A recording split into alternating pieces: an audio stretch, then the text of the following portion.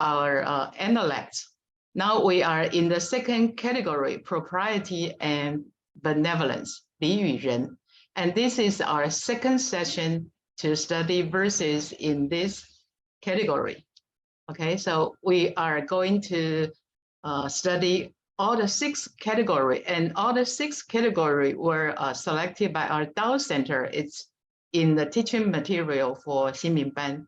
So we will study every single verse. Now we are in category number 2. Okay, and let's get started. Today we are going to study several verses in the category propriety and benevolence. The first verse is, the master said, if a man is lacking ren, okay, R-E-N, I would like to let's say transliterate the word ren instead of translate, because if I translate it into kindness or benevolence or goodness, any word is not enough. So I would rather select transliteration ren. Confucius said, if a man is lacking ren, what does rights of propriety mean to him? If a man is lacking ren, what does music mean to him? Well, this verse is very simple. Literally, it's very simple, but its meaning is very profound. Okay, ren, if we want to explain it in a more complete way, we can understand ren is our conscience, our true nature, our inherent virtue, our inherent goodness. So it is called inherent. That means it's already within each and every one of us. We don't need to acquire ren from outside. Of course, we are learning scriptures, but learning scriptures only to inspire our ren inside of us, to inspire our zen inside of us, not to give ren from outside, because ren already inherent within each and every one of us. It's intrinsic, our intrinsic goodness. Okay, so in this verse, Confucius points out that etiquette, which means the propriety, etiquette or music, will mean nothing to those who are lacking virtue or goodness. Because in ancient times, in ancient China, all the good emperors, all the sage kings, which means all the kings, the emperors who were kind and benevolent to their people, and those wise and sage kings, they would compose good melodies and establish rights of propriety. They would these 2 methods to compose good melodies or establish rights of propriety to what? To guide their people, and transform their people to become better. And why does propriety, why does music will transform people to become better? Because propriety, let's think about it. Propriety is based on love and respect. And this love and respect originate from our conscience. Let's take the propriety in our Tao community, for example. Like when we attend a Tao class in the temple, all right? Then like we attend a lecture, okay? And when the speaker, when the lecturer come into the temple, the class leader will say 1, and then everybody will stand up, okay? And when everybody is standing up, the lecturer will make 3 bows to God and Buddhas. And why does he or she make 3 bows? And why are everybody standing? Because all of us have our love and respect. We love God and we respect God. We love all the Buddhas, all the angels, and we respect all the Buddhas, all the angels, all the immortals. We love God and Buddhas. So everybody stand up before the lecturer. And then the class leader will say 2. And then the lecturer turn around and face to face to the audience and greet the audience. So in the ritual number 2, the lecturer and the audience show their love and respect toward each other, right? Because they meet in the temple and that they say, how are you? 讲师好各位学员大家好mean to show the love and the mutual love and respect, right? And then the class leader will say 3, and when he say 3, the lecturer will say, everybody please be seated. Why he or she asks everybody to be seated? Because the lecturer loves everyone and respect everyone and want everyone to take a rest. No need to stand all the way through the lecture. So please be seated. So 1, 2, 3, each step show love and respect for heaven, for each other, and the lecturer for the audience. So that is the true meaning. I just take this for example. That is the true meaning before a class 1, 2, and 3. And let's think about it. If all of us, if we don't have love for each other, we don't love God, we don't love Buddhas, we don't love each other, we don't respect each other, but we follow 1, 2, 3. Then in that case, what does the ritual mean to us? We don't love each other, but we follow 1, 2, and 3. We perform ritual 1, 2, 3, but not out of our true heart, not from the bottom of our heart. We just follow the superficial regulations. And in that case, the propriety means nothing to us, because we're just like a robot, perform 1, 2, and 3 without the heart, all right? So Confucius say, without Ren, what does it mean? It means nothing to perform the propriety. And music, the same. What does music mean? Of course, in English, music is music, and happiness is happiness. But in Chinese character, the Chinese character 乐, okay, is exactly the same character for happiness, 乐. I think many of you learn some Chinese. You understand these 2 words, the same word. So originally, the sage kings composed the melody of music. From what? From their heart. See, the sound of music is the manifestation of true happiness. The true happiness originates from the conscience of the sage kings. So because their conscience, they have restored their conscience, they have restored their true nature. So they have true happiness originated from inside, the heavenly happiness, spiritually. And with that happiness, they will sing a song, and they will compose the melody. So the melody composed by sage kings were very beautiful. And when people listen to the melodies, people's mind will be peaceful and calm and bright and joyful and compassionate. All right. So previously in ancient China, all the sage kings, the saints and sages, they composed music to help people, to transform people to become better person. So that is the true meaning of established propriety and composing music.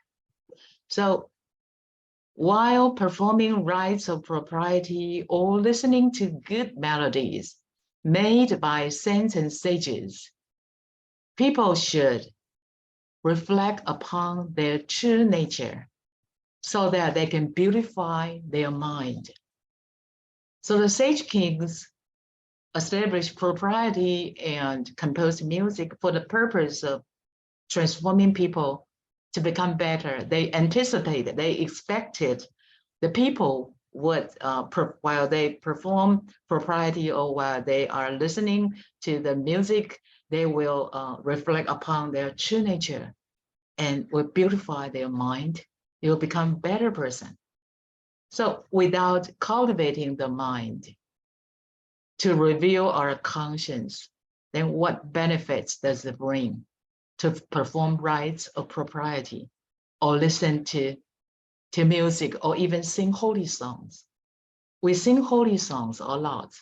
So while we are singing holy songs, do we reflect upon our true nature, or we just follow the melody and just sing it just from our mouths and enter into our ears and without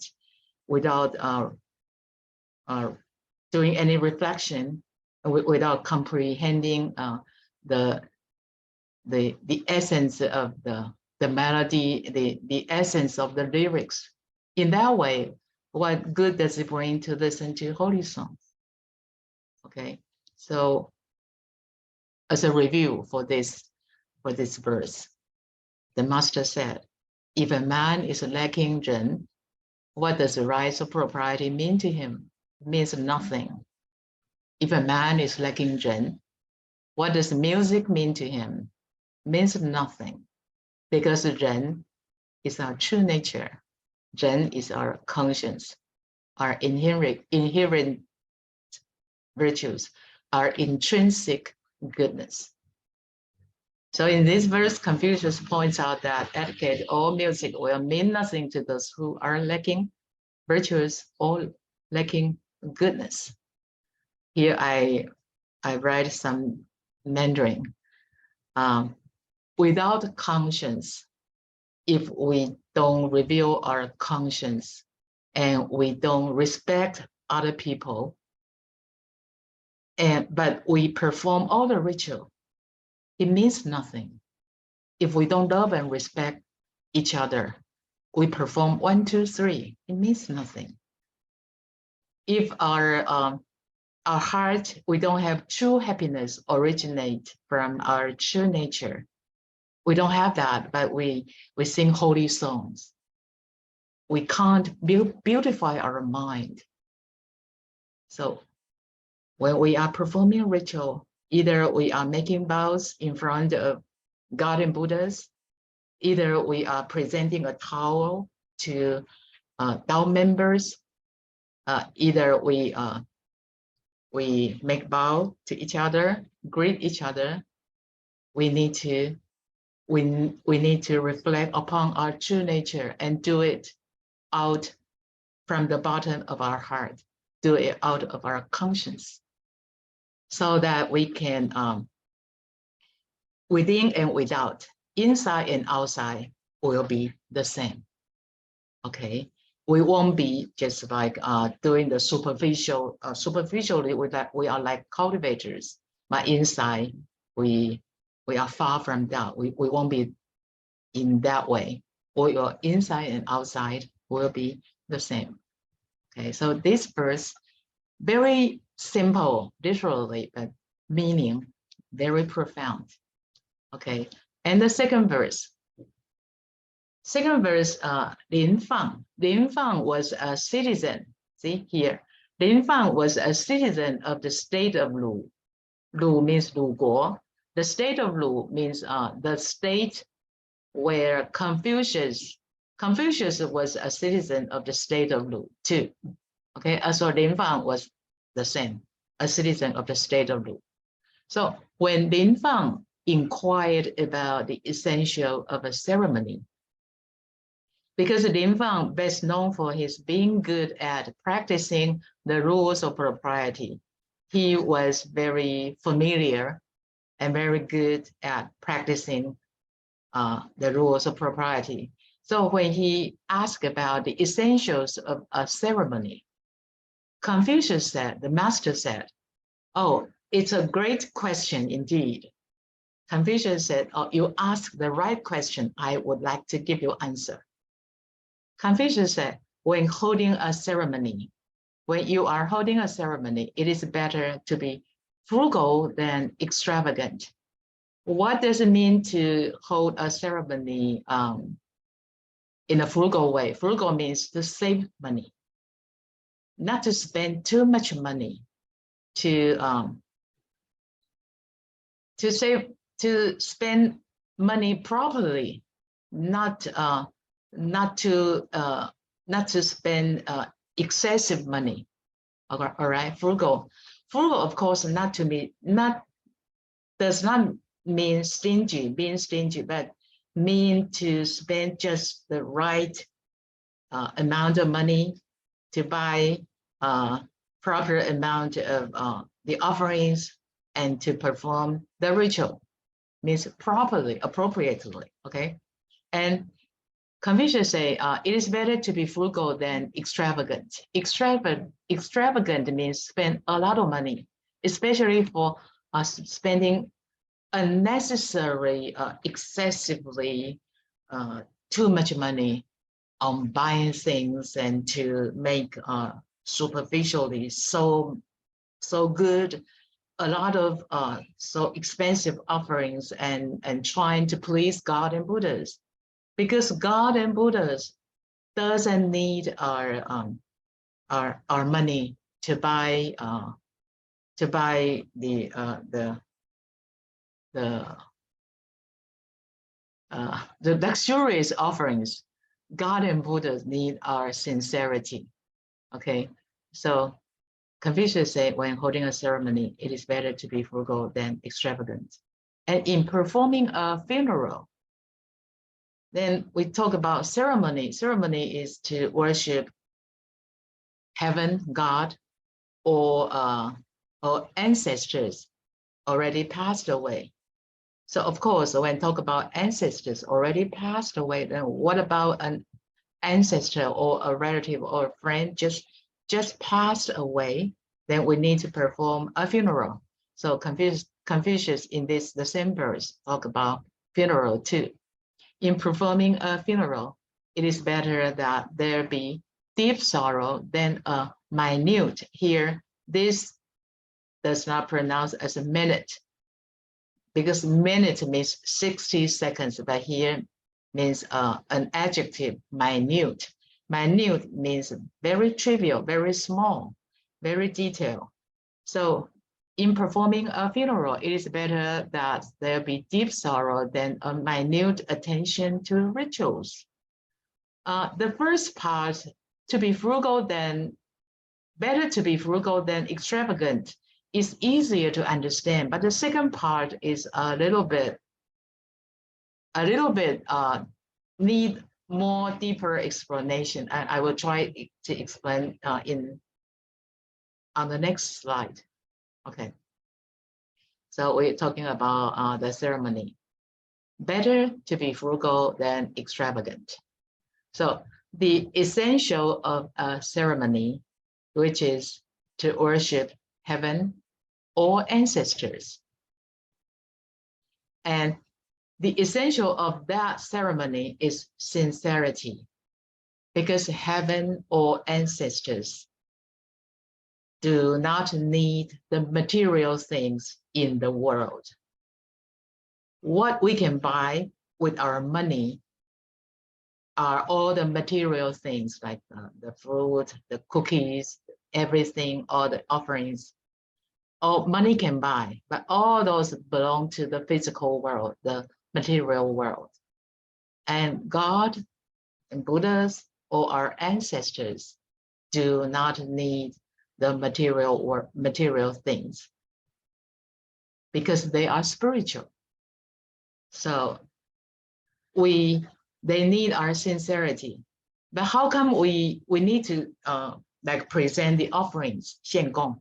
Well, how come we just present our sincerity? Because without present the material thing, we use the material thing and to show our sincerity, to prove that we are sincere. If we don't do anything we don't buy anything and we just say, I'm very sincere and I show my spiritual sincerity to God and Buddhas, then people won't believe it. It should show me something. So we use the material thing as it's just like let me see, because people usually they believe that seeing is believing. Okay, show me so that I can see. Okay, so we need to do something to show our sincerity. So we buy fruit, we buy cookies, we buy everything, we make tea to present as offering to God and Buddhas. But all those offerings are appropriately presented. The how much do they cost, and how much. That means if we think luxurious, the more luxurious the offerings are, the better sincerity we show to God and Buddha, then it is wrong. Appropriate offerings are enough. And the most important part is our sincerity. If we focus on the superficial extravagance, then probably we will lose our sincerity, lose our essential sincerity. So that's why Confucius said, better to be frugal than extravagant. Okay, then talk about the funeral. The funeral, some people may consider a formal and well-arranged funeral as the best expression of their emotions to the dead, like the dead friend or relatives or a senior member in the family. So if we can perform a formal and well-arranged funeral, then we can express our emotions to the dead. But Confucius thinks differently and very meaningful. Confucius pointed out that when, like for example, when the children of a family and when their parents died, and what the children should do was just to show their great grief, their great sadness over the dead parent, rather than calmly pay attention to the details of the funeral, so as to make it a perfect event. And what does that mean? Like now parents are dead, all right? So the children need to prepare a funeral. But the children are so sad and mourn for the parents, and the emotions are so, they cannot calm down. So they cannot pay attention to the detail of the funeral. So sometimes the detail of the funeral may be ignored. So probably not a perfect funeral because of the sadness of the children. But Confucius said it is okay. It is okay to do that. Why? Because you are very sad. So you don't have your brain, you cannot pay attention to consider all the details because you are so emotional. You are in great grief. So you cannot see to the details calmly. So probably the funeral is not a perfect event, but a mourner here, a mourner in the state of utter grief is a true mourner. In deep sorrow, he can't organize the funeral well. Confucius means that even so, even the funeral is not organized, the essential of the funeral, the true feelings of grief, is preserved. All right? So that's why Confucius said it is better to be let's say review. Let's review this. When Lin Fang inquired about the essential of the ceremony, the master said, it's a great question because people will confuse. People will think if we want to worship God and Buddha, we need to spend a lot of money. The more expensive offering we buy, the more sincere we are. They will think in that way, but Confucius said, no, it's not like this. It is better to be frugal than extravagant. Frugality means to buy proper amount, proper expensive, everything done properly. But extravagant means excessively, too much. It doesn't mean buying too expensive things, then we can show our sincerity. No, it doesn't mean that. So better to be frugal than extravagant. And in performing a ritual, it is better that there be deep sorrow than minute attention, detailed attention to rituals. Because in deep sorrow, you don't have the space in your mind to think about the details. So probably the funeral is not considered perfect. Something might be ignored, but it is okay because the essential is the deep sorrow. Okay, so this is very, very profound. Think about it. If we are like today is 初一, right? It's the first day of the new moon prayer, right? So every temple need to do 献供, right? So if we just concentrate on buying too expensive things and think that we do the expensive, extravagant offering to show our utmost sincerity, Confucius said, it's not right. It's not a correct concept. The correct concept is sincerity is the most important. And as to the offerings, appropriate offering is good. Like a family temple may not be able to buy too expensive offerings, but God still appreciates our sincerity. And for a public temple, so many temple hosts and hostesses, so we have more resource, so we can buy a little bit expensive offering. It's considered appropriate in our public temple.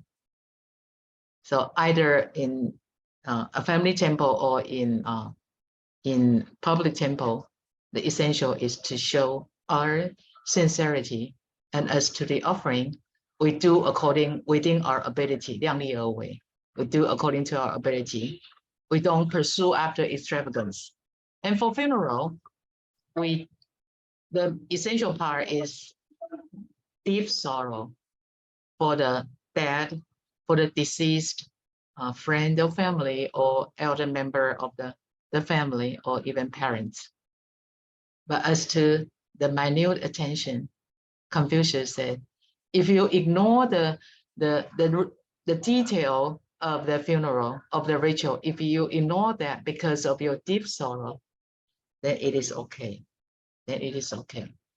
So from this, we really learn something. We really learn something. All right? Because 献供初一十五, everybody needs to do that. And attending funerals or arranging funerals, everybody needs to do that. When time comes, we just need to do that. And now, after learning this verse, we know what is the essential part. All right. Okay. Next verse. Still about the sacrifice, about worshiping God, Buddhas, or ancestors. While offering sacrifices to the ancestors, the sacrifices means the ritual and the offerings. Okay, later I will explain. While offering sacrifices to the ancestors, think that they are right before you. When you are performing the rituals, we need to we need to have the concept that God and Buddhas, or you're worshiping your ancestors, or your ancestors are right before you. Although we can't see with our eyes, but they are right there with this concept, so we can show our sincerity. All right. And during a sacrifice to deities, presume that they are there. They are there. Okay. So either to ancestors or to deities, or even to God or Buddhas, presume that they are right there. Confucius said, if I failed to be present at a sacrifice in person, it would be as if I did not sacrifice. Well, it is a little bit difficult for us to understand why Confucius said that.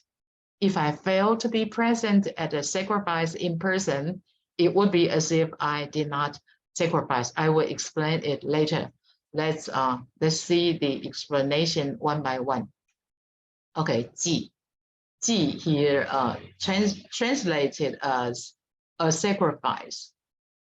And normally the Chinese character 祭, normally this word means a sacrifice, or to hold a sacrifice means a noun, a sacrifice, or to hold a sacrifice means a verb. But in Confucius' time, this single word 祭 would exclusively mean a sacrifice to one's ancestors. All right. So here 祭 means to worship one's ancestors. And when it comes to holding a sacrifice to a particular subject, like heaven, like any deities, one should specify that subject and add it after this word 祭, like in the following note. Like when you are going to hold a sacrifice to deities, then you say 祭神, a sacrifice to deities, you add 神 after 祭. So in the Analects, when talk about offerings, holding sacrifice to ancestors, Confucius used just single word 祭. All right. And when holding sacrifice to a subject, like to deities or to heaven, and we'll add the subject after 祭, like 祭神. 祭神 means hold a sacrifice to deities, like a 祭天. 祭天 means hold a sacrifice to heaven. All right. So we just understand the meaning of the ancient literature, the words in the ancient literature. Okay. So with this understanding, let's move on to the next slide. In this verse, Confucius emphasizes the importance of attending a sacrificial ceremony in person and in sincere manners. Why Confucius said that if I do not attend the ceremony in person, it will mean that as if I did not attend the ceremony at all. In our understanding, like in our Tao community, if you don't attend a ceremony in person, then of course you don't attend the ceremony. Like today, 初一, right? 初一献供, all right? So if you don't attend the ceremony in the temple, then of course you don't attend the ceremony. But in ancient China, it's a little bit difficult, a little bit different. See, the second note, in ancient China, sacrificial ceremonies were very important events to show the respect for heaven or ancestors, so that state rulers, see, state rulers means 国君, and high-ranking officials means 高官, 大官, all right, should attend them in person. Like in our Tao community, when we are holding a Tao receiving ceremony, 求道仪式, right? And before the 求道仪式, the Tao receiving ceremony, there will be 献供, right? And if you are explain the Xiangong ceremony to the new Dao receiver, you will explain the ceremony was exactly what ancient kings in ancient China performed to worship heaven, right? You will explain that way. You will explain clearly to the new Dao receiver that what you will witness, the Xiangong ritual, was exactly how the ancient kings or emperors worship heaven. But nowadays, because every ordinary person can receive Dao. So we, as ordinary person, we are not emperors or any high officials, but all of us has the privilege, each and every one of us has the privilege to present offerings, to hold the Xiangong, the offering ritual to heaven, to God and Buddhas. So in ancient China, the ceremony is very important. So the state rulers, the emperors, and high-ranking officials should attend them in person. But sometimes they could not make it to attend in person, especially in Confucius time. In Confucius time, 春秋时代, all right? In Confucius time, the violation of rules of propriety, at that time, the society already chaotic. Many people, especially the high-ranking officials, the state rulers, they violated the rules of propriety. So the violation of the rules of propriety occurred very often in Confucius time, and more state rulers and officials did not attend. They did not attend the sacrificial services in person, but they would have someone else appear at the ceremonies instead of them. Like, for example, like you are the king, right? And for a very special ceremony, you need to attend in person. I do not mean you, but a person, a king. A king, he should attend the ceremony in person. But he was very, very lazy, and he ordered, someone, you attend the ceremony in person to replace me. And then I would say to God, I have already someone to attend the ceremony for me. So it means that I have attended the ceremony in person because I have ordered someone to replace me. In Confucius time, in violating the rules of propriety, the state rulers would do that. But Confucius was not happy about this. Confucius said, if you have someone to appear at the ceremonies instead of you, Confucius said himself, if I have someone to appear at the ceremony, suppose that I need to appear, but I have someone to appear in place of me, then it would mean that I did not attend the ceremony at all, because I do not show my sincerity in person. All right. So I'm wondering if you understand a little bit complicated explanation. If you don't quite understand the logic, then any question are welcome after the class. All right. So Confucius was calling upon people to have sincere attitude. So anyway, the concept of this verse, Confucius was encouraging, calling upon people to have sincere attitude toward such events. Otherwise, their sacrifices would be meaningless. Without sincerity, any sacrifice is meaningless. All right. So what can we learn from this verse? What can we learn in our Dao community? Of course, every ceremony, if you have time and you are available to attend the ceremony, then you go to the ceremony and make vows before God and Buddha. But if you don't have time for it, you have something else very important that you just can make it to attend the ceremony, to do the rituals, then it's okay. It's okay too.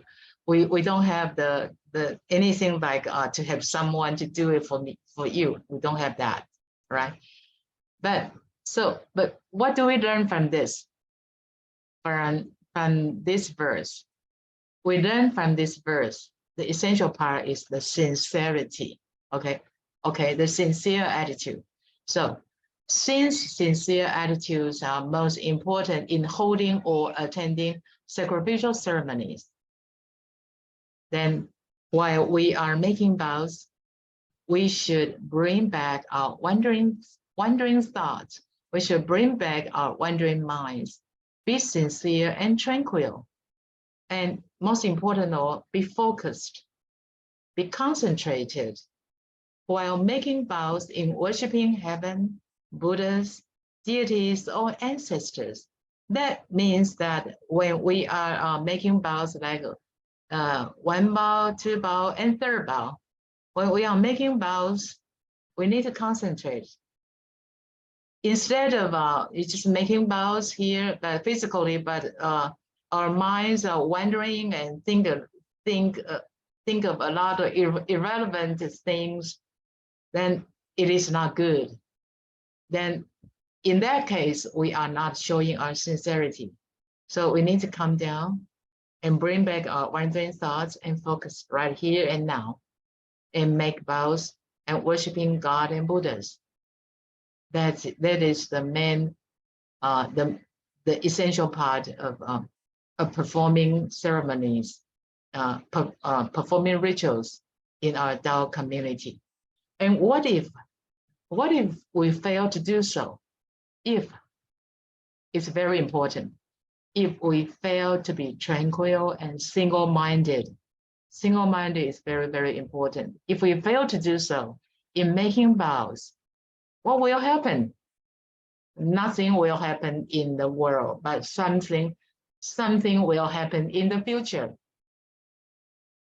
If in the world, in the Tao community, every time we worship God and Buddhas, and we make first vow, second vow, and third vow, and while doing that, our minds are wandering everywhere and think a lot of all the irrelevant things and all the wandering thoughts, and our minds are not tranquil and sincere and focused and single-minded. Nothing will happen in the world, but after we passed away, we go back to heaven, something will happen. We need to do the practice over and over again until we pass the exam, until we can be focused, be single-minded in making vows. So it is said that to cultivate in the world is much convenient, is much easier than to cultivate in heaven. Because to cultivate in heaven, you are so lonely, and maybe your peer cultivators, like your friends, your old acquaintances, your friend, they already come the same. They go back to heaven with you, but they already passed the exam. They already have their heavenly position. But what if we are still making vows because our minds still like a monkey or a horse wandering here and there while we are making vows? So it is very important to cultivate it, to truly cultivate while we are in this world. Because heaven sees everything. Heaven understands everything. People don't understand us. Well, what's inside of us, inside of our mind, our seniors, our juniors, probably they don't understand. They don't know. But cultivating Tao is is something between a cultivator and heaven. We answer heaven. God and Buddha answer our prayer, and we answer the calling from God and Buddha. It's something right between heaven and us. We don't cultivate Tao just to show people that we are very sincere, because people don't read our mind, but God knows our mind. So to truly cultivate, not to show up in Tao community, not to show our superficial sincerity, but to truly cultivate internally, because we need to prove to God that we are truly sincere. Okay, if we fail to do so, we need to practice it over and over again in heaven after passing away. Okay, so as a review of this verse, while offering sacrifices to the ancestors, think they are right before us. During a sacrifice to deities, presume that they are right there. And why? Because we presume they are right there so that we can show our sincerity. So our minds are not wondering, show our sincerity. And Confucius said, if I fail to be present at the sacrifice in person, because at that time, important person, all the VIP needed to attend a sacrifice. But at that time, some VIPs, they, instead of attending the sacrifice in person, they start to order someone to replace them. But Confucius said, no, he won't do that. He said, if I fail to be present at a sacrifice in person, it would be as if I did not sacrifice. So he asked himself, he demanded himself to be present at a sacrifice in person to show his sincerity.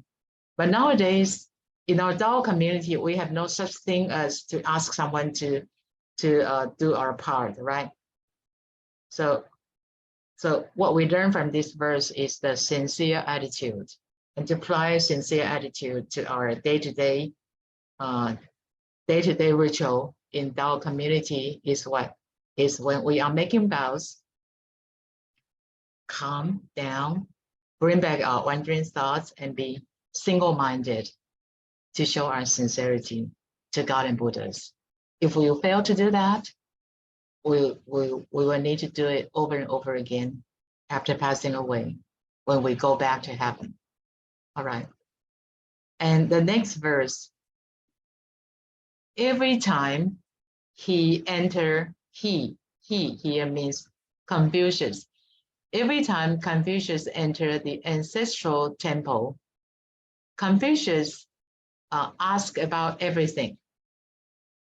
And then someone will just like laugh at Confucius, like they would laugh at Confucius, say Confucius was very ignorant, knew nothing, so that he entered the temple and asked about everything because he knew nothing.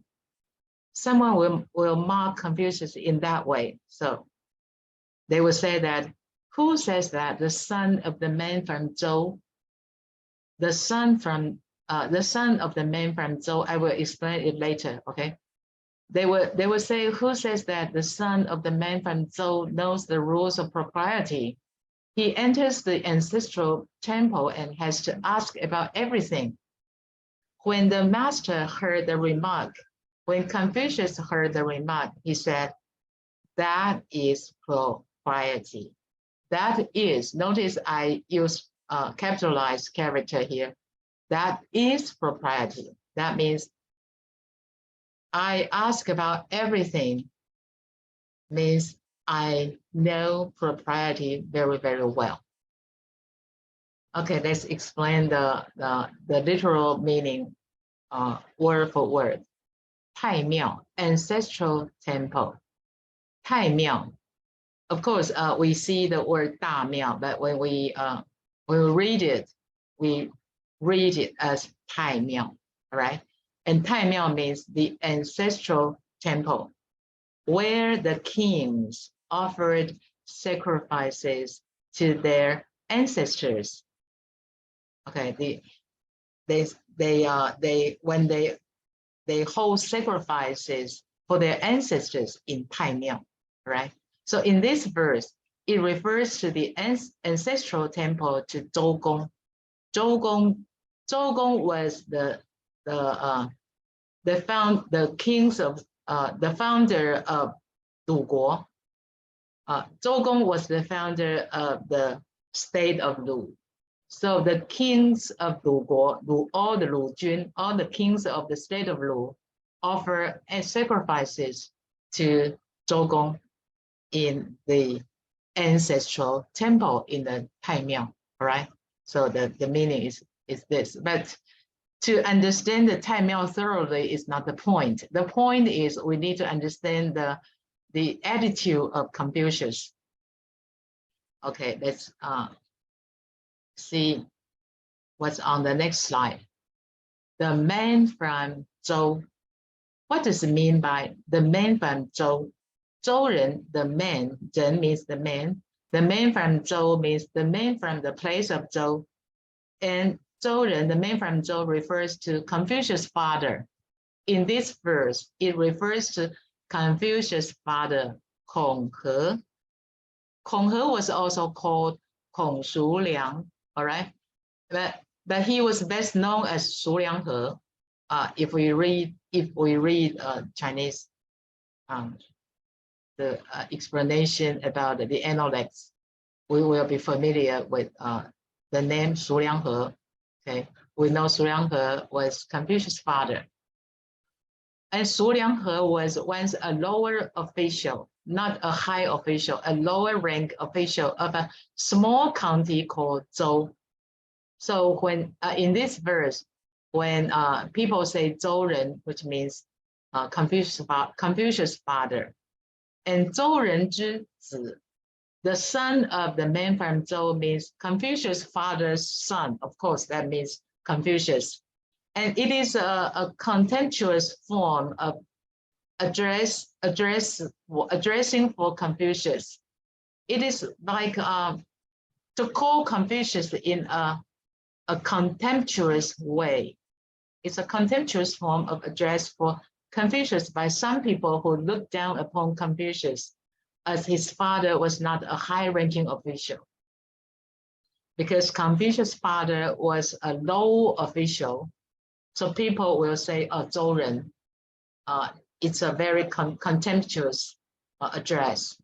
And 周人之子 means Confucius, also a contemptuous form of address for Confucius. So this verse shows how Confucius modestly and earnestly learned about the details of the rituals, because Confucius entered the 太庙, entered the ancestral temple. Did Confucius show his arrogance or pretended that he knew everything? No. Confucius showed his modesty and then showed his earnestness to learn. He did not pretend that he knew everything, because, you know, Confucius was a scholar, was a teacher already. And sometimes it just like if a teacher or a scholar, when he asked people about everything, that it would be like he was showing his ignorance. So sometimes people might think you are so ignorant. So to prevent people to consider him as ignorant, so sometimes maybe just trying to pretend that you knew everything, and then to that people think that you are so well educated, right? But Confucius did not do that. Confucius showed his earnestness to learn and show his modesty. So earnestly learn about the details of the rituals and how he answered wisely. He answered wisely to questions from those who looked down upon him. His answer was that is propriety. That is propriety. That is propriety. 是理也. Okay, so this happened at a time when Confucius was still very, very young. But Confucius was very young. Confucius was already a teacher when he was young, already a teacher, right? So every time he entered the ancestral temple to help with a sacrificial ceremony, he would ask a lot about the details of the rituals, and this showed his sincere attitude toward the rituals. He asked because he was sincere. If he wasn't sincere, then he would just ignore all the details, right? Because he was sincere, so he asked about everything. And some people didn't understand him and laughed at him contemptuously. Confucius' father, Su Lianghe, was a low-ranking official of the county of Zhou. Su Lianghe was a brave and righteous official when he was alive.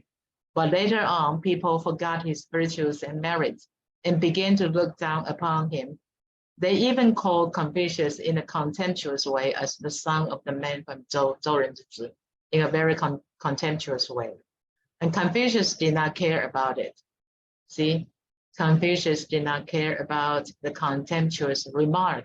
He believed that his sincere attitude is most important. His sincere attitude toward the rituals was the most important part of his efforts in practicing the rules of propriety, and the sincere attitude equal to his modesty plus his earnestness to learn. His earnestness to learn was showed by his way of asking about everything. So after learning this verse, I think we learned something. The first one is modesty. The second one, the first one should be modesty, and the second one should be don't be afraid to ask questions. Don't be afraid to ask questions, because 直入太庙没事问. Because even Confucius, when he entered the ancestral temple, he asked about everything. So as for us, don't be afraid to ask. And because the mature rice, where goes the saying? The mature rice, see, the rice is mature. The mature rice is always hanging down its head. The man who has good virtues is always very modest.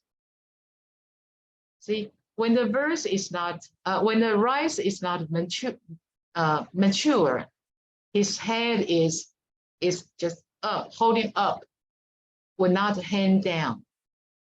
But when the rice is mature, because of the heavy weight inside of the grain, see, so the rice will hang its head down. All right.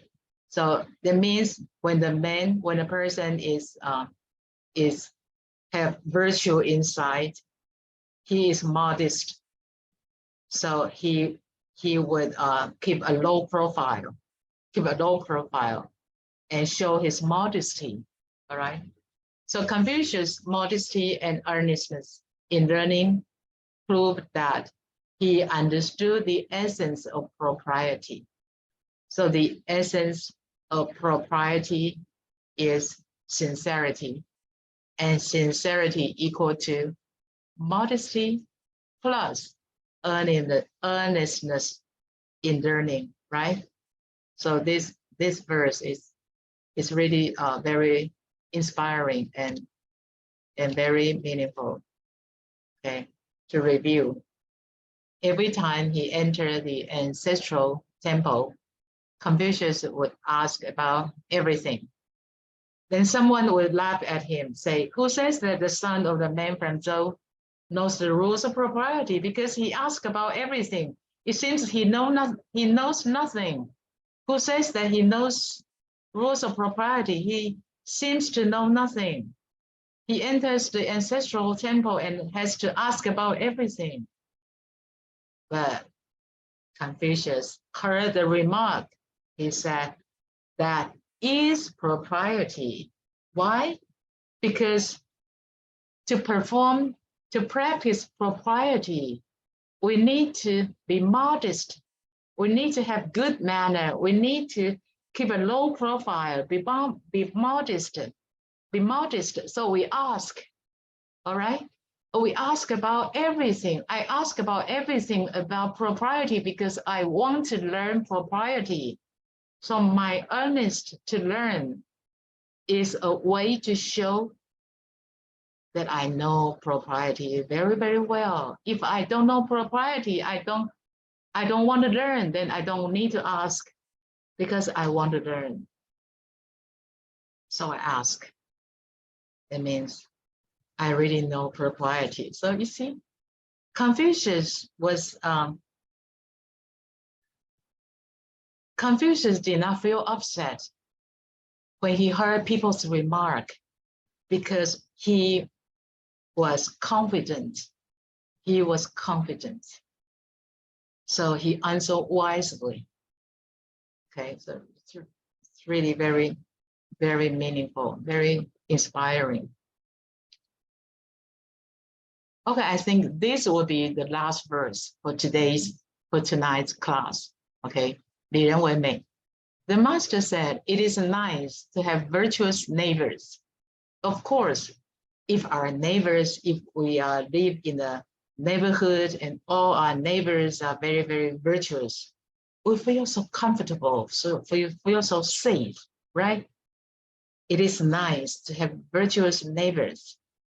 How can it be wise not to choose to dwell in a neighborhood where Ren prevails?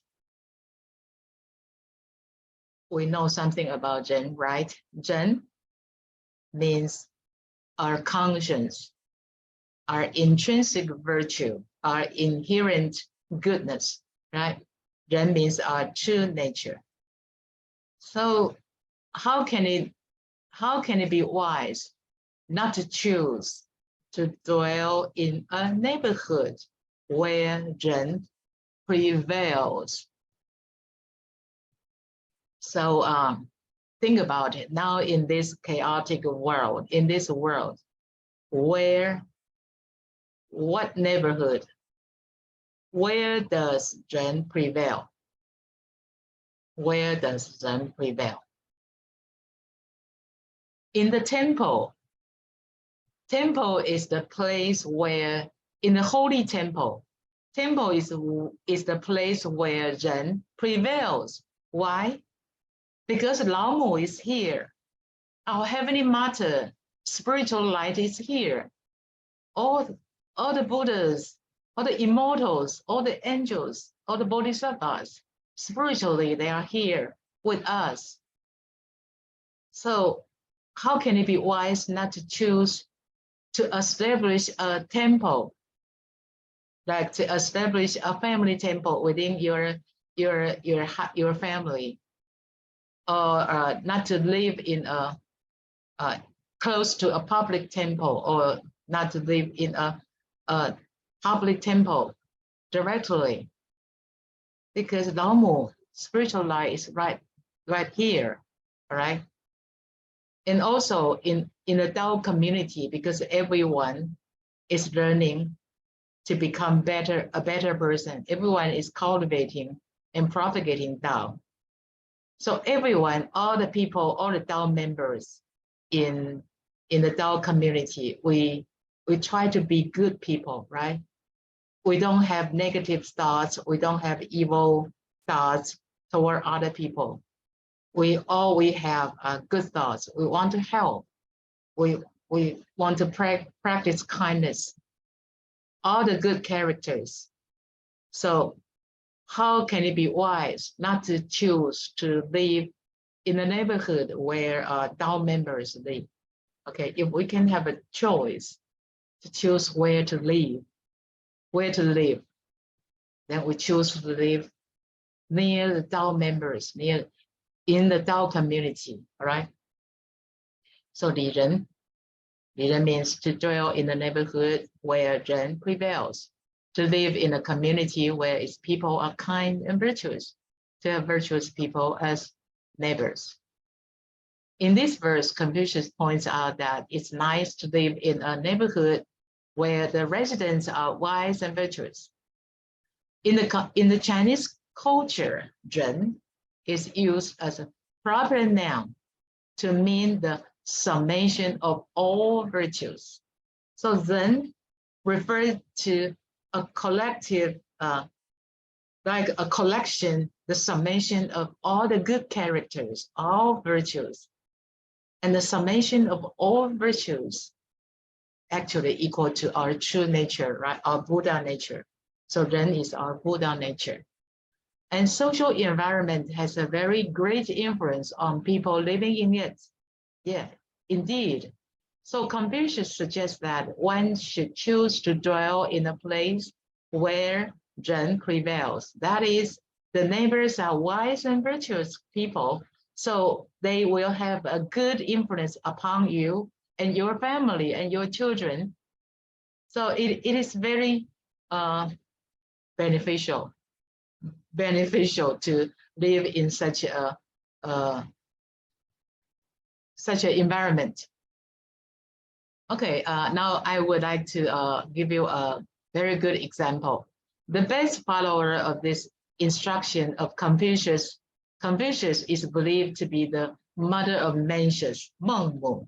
The mother of Mencius is the best follower of this concept, this instruction of Confucius, because Meng Mu had moved 3 times for Mencius' education. The first time she moved his home to a place near the cemetery, then near the market, then near a school. I have searched the internet and quote the English material for you.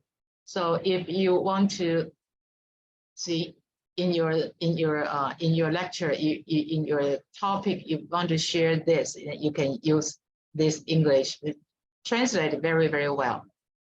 Mencius' mother. At first, see, Mencius' mother had moved 3 times for the purpose of educating Mencius. At first, they lived near a cemetery. Okay, and then Mencius was a very clever kid.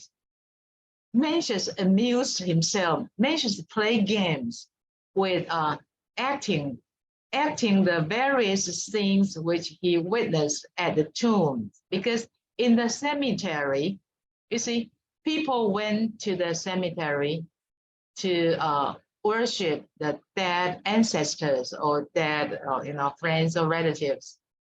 So Mencius would amuse or play games by imitating all the worship rituals he witnessed at the tombs. So his mother said, "This is not a good place for my son." So she need to move.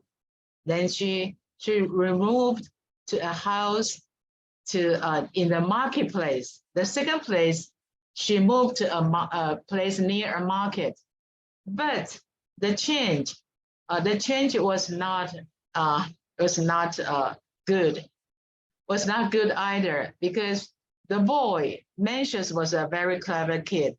The boy liked to play the part of a salesman. In the market, when Mencius see people selling things in the market, so Mencius will pretend that he was selling something. So he will place some items on the roadside and pretend that he was the salesman, and he would bounting. Bounting means he will boast about his wares. His wares means his selling items. Say, "Oh, this thing, that this bowl is so good, so precious, so expensive, but I would give you at a lower price," right? And then he would sharing with the customers. He would play the games of a salesman. When his mother saw this, his mother said, "Oh, it's not good. It's not a good good idea to live near a market. So the third time, his mother sought a new house and found one at last, close by a public school. So eventually she moved to a place near a school. There, her child's attention was taken with the various exercise of politeness, which the scholars were taught. Okay, and he Mencius endeavored to imitate the scholar and to practice the exercises of politeness. Learn to be polite, all right? So then the mother was satisfied, said, this place is a proper place for my son. So this is the story for 孟母三迁, okay? Mencius' mother moved 3 times and settled down where she believed the environment was perfect, the school. Here I used the picture to show, to represent the place he moved near a school. So he believed the place was perfect for her son and eventually helped him become the great sage. You know, Mencius was the great sage second only to Confucius. Yeah, Shen, right?